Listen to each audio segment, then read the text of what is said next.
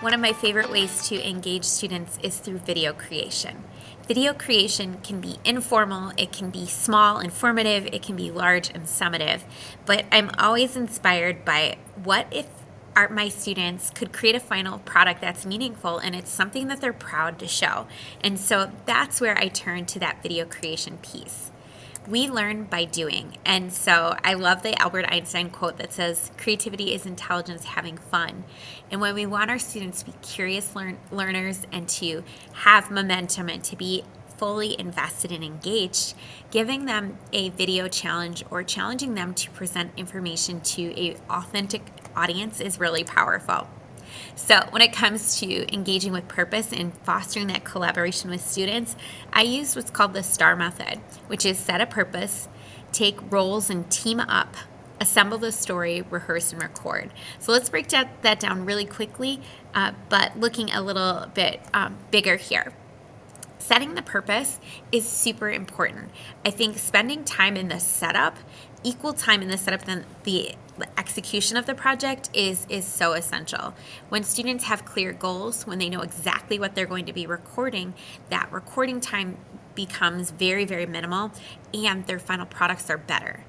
I think it's important to emphasize with students that learning is process over product. It's not about having an Academy Award-winning video at the end of the project, but it is about the learning process along the way. And so setting a purpose aligns with UDL or backwards design and learning, and so thinking about what we want our students to create, what we hope that they take away from this project is really key, and helping students to work backwards as well is essential to their success. Once they understand the project and the goals, then they can team up. I think it's really important, especially as we're scaffolding collaborative learning with our students, that we are really clear with them on how everyone is going to contribute and helping them to find that balance. Then assembling the story, putting it together, brainstorming, writing out what they're going to talk about, storyboarding, having a clear beginning, middle, end to the project is really important. And I love Canva. Canva has so many great graphic organizers that you can use. You can print them out, you can use them digitally. There's lots of fun things to do with that. Padlet also has a really nice storyboard feature. Again, when we're thinking about engaging with purpose, the more we make learning visible, the more impactful those lessons and those experiences are going to be.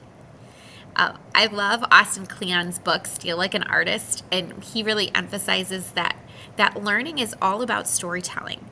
Good speakers, good presenters, good critical thinkers are good storytellers. And so we're empowering our students to be able to tell their learning story through that process.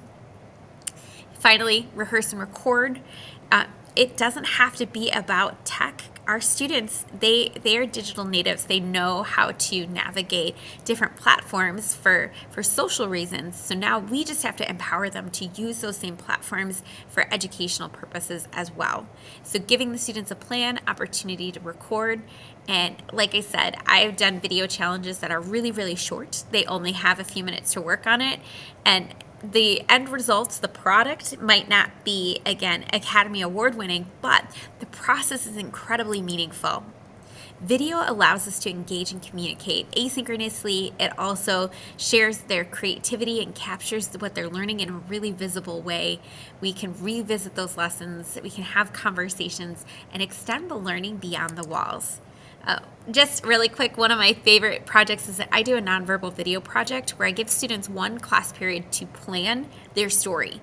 They are not allowed to go and record or do anything with the actual product until they have a very clear plan with a very clear purpose. And then I only give them one day to record, and they assemble it outside of class, and we watch it the next day.